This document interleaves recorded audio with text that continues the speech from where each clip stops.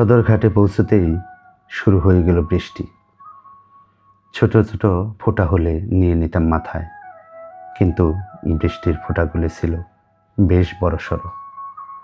তাই অগত্যা দৌড়ে এসে আশ্রয় নিলাম এক পুরনো বইয়ের দোকানের তলায়।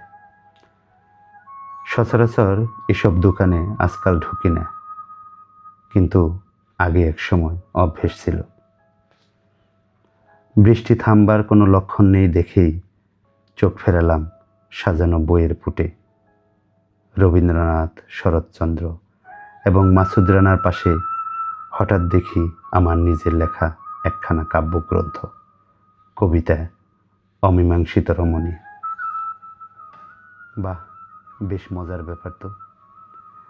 একবার ভাবলাম দেখি একটু হাতে নিয়ে, আবার সঙ্গে সঙ্গেই মনে হলো থাক, দোকানির মনে প্রত্যাশা ভঙ্গের দুঃখ দেব না।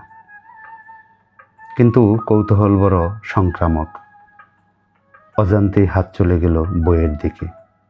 পাতা উল্টাতেই রমণীর হস্তাক্ষরে আমার চোখ গেল আটকে।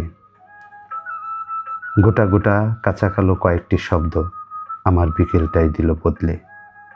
খোকাবাই, আরো সুন্দর, আরো ভালো হও, মমতা।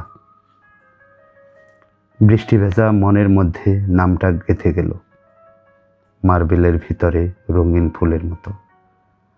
আমার মনটা ভরে গেল মমতায়। মনে হলো আমার কবিতার চেয়ে অনেক বেশি সুন্দর মমতার এই প্রার্থনা।